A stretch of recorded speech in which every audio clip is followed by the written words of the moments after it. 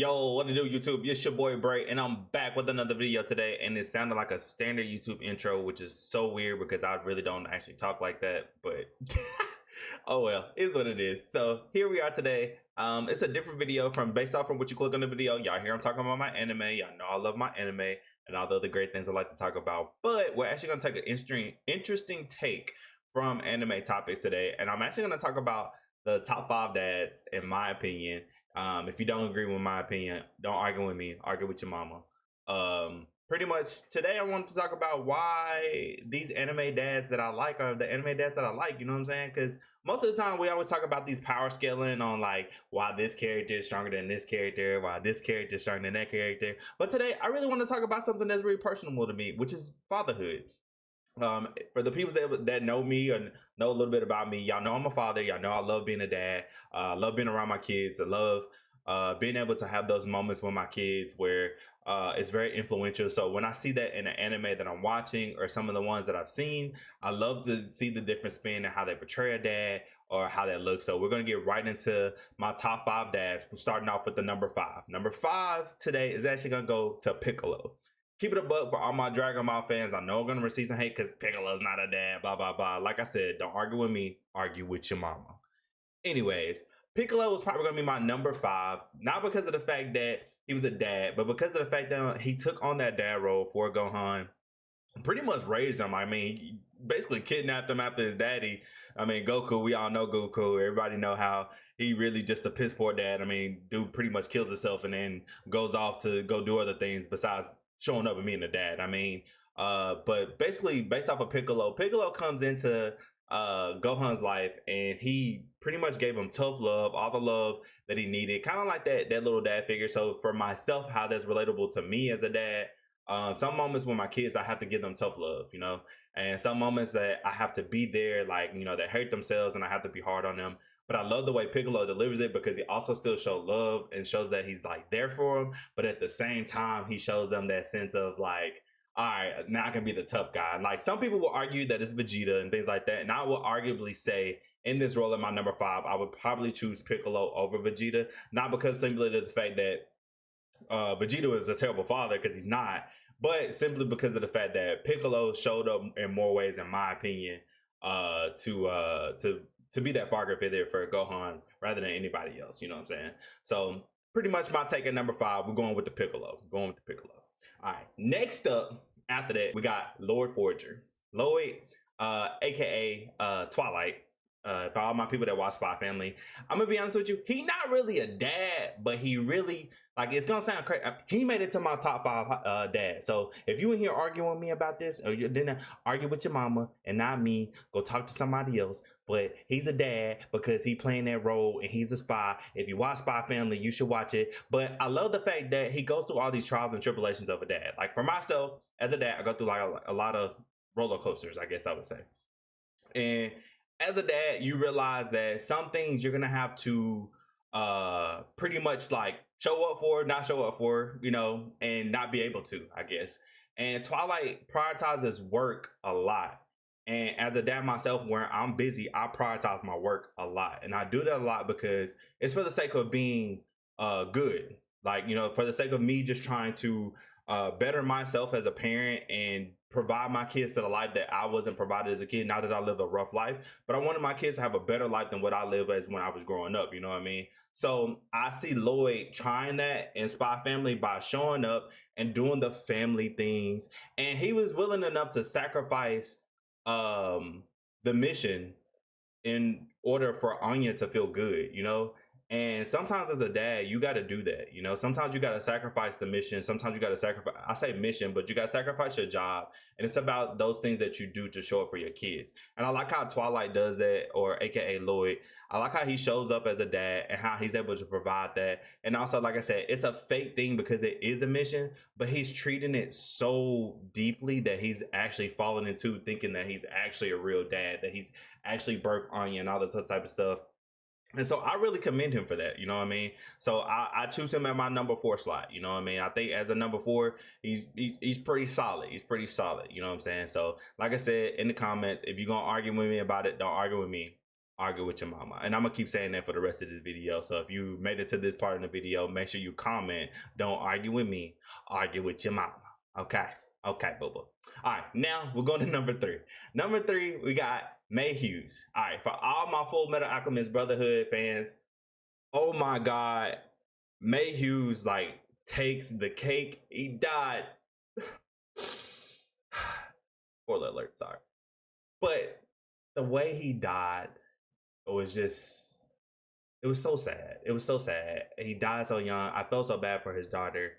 RIP to May Hughes. Honestly, this was a hard spot for me to choose, but let me be honest with you. The only reason why he didn't get more love was because of the fact that May Hughes ended up dying so early. You know what I'm saying? Like, he died so early in the plot, so you really didn't get to see more of him develop.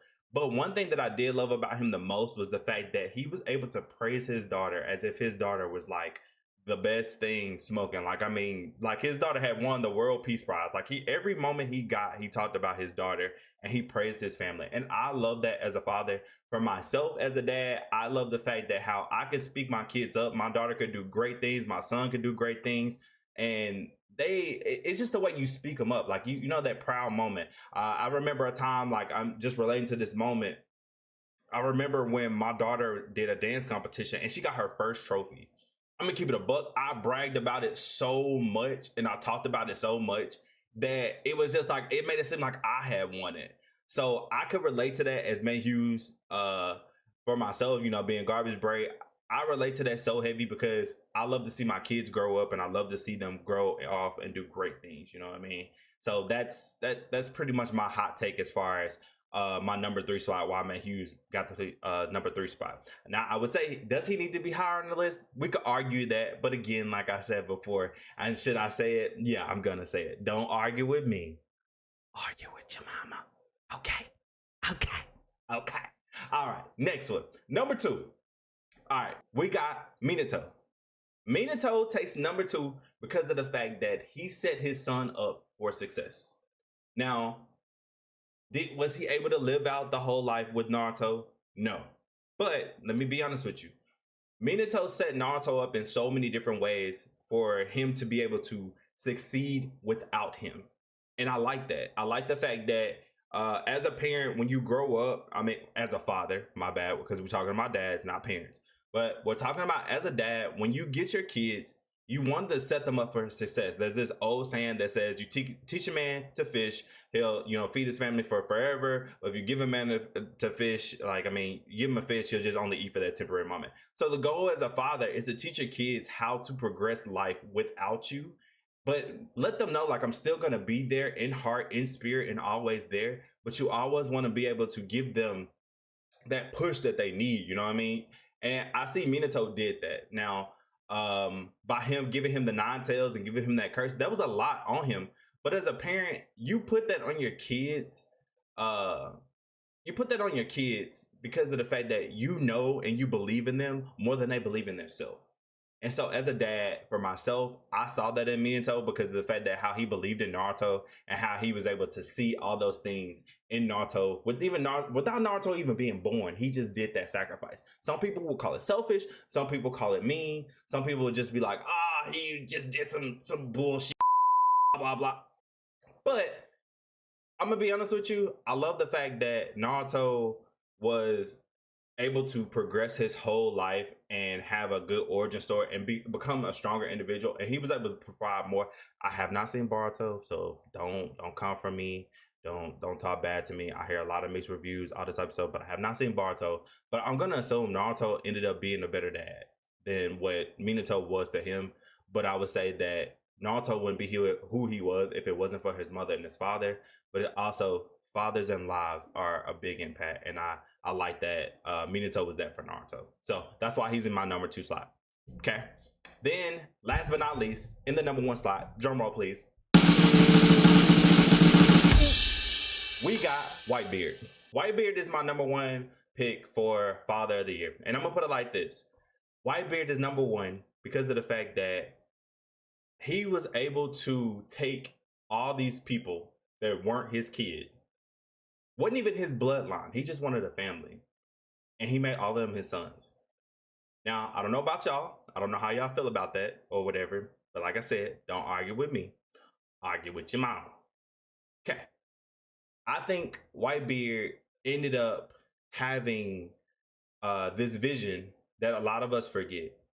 Some of us aren't even born into families. Some of us don't have father figures. Some of us don't even have mother figures. Some of us don't have that. Whitebeard was able to provide so much to his family and sacrifice so much for his family. I mean, he had a group of men, several dozens of men coming for one guy just to save him. Just let that sink in. You had one man pull multiple pirate armies, multiple people from an age, all solely off of because he had respect and because he treated them like he was his son. And he pretty much like was the unk of all unks, to keep it a buck with you. He was unk of all unks.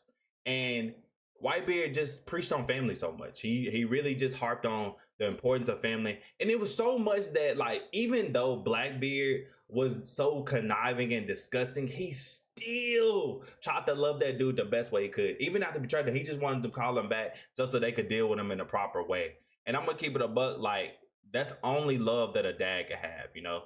And I looked at Whitebeard as being a dad of all dads, you know, like he was by no means is any parent perfect, by any dad is perfect, but based off of all of these statures, Whitebeard not having any blood connection, not having any kind of thing, and taking everybody under his wing, it's like the neighborhood dad. Everybody loves the neighborhood. That's pretty much what Whitebeard was. He was the neighborhood dad. He pretty much, everybody came over and he was like, "Oh, you want a burger? Eat a burger. Like, you know, you want to come over here? You want to kick it with us? Yeah, you invited to the cookout. Everybody's invited. Matter of fact, invite your friends, invite your mama now. You know, but don't argue with Whitebeard. Argue with your mama. You know.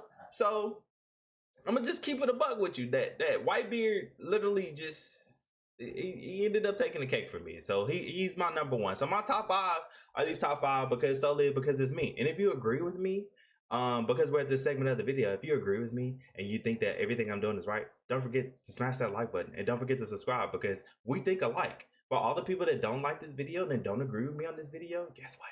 You're part of the problem. You're part of the problem. You're not agreeing with me because you don't have the hot take like I do. Well, therefore, here we are. So if you like the video, like the video. But if you don't like the video and you don't like the fact that this hot take is not what you think, let me hear your top five in the comments. I want to know what you think your top five was as far as anime dads and why.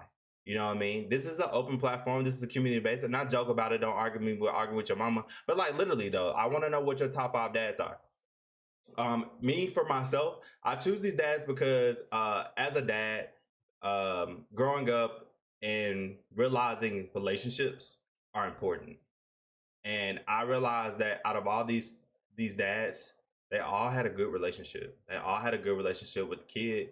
They all had a good relationship, minus Naruto. We could argue that, but all of them still had a good relationship with the kid. All of them had something going, and I like to think that every single one of these top five dads had traits that I embed within myself because I want to be the best that I can for my kids. So if you like this video and you like what it stands for and all the above, I appreciate you for watching. I appreciate you for taking your time. I would love to see what your hot take on and your top five anime dads. Sorry, I'm getting stumbled, but I would love to see your top five dads and know why do you choose them? Like what makes you make this dad be important to you? And I wanted to give a different spin and give you guys something different to go off of.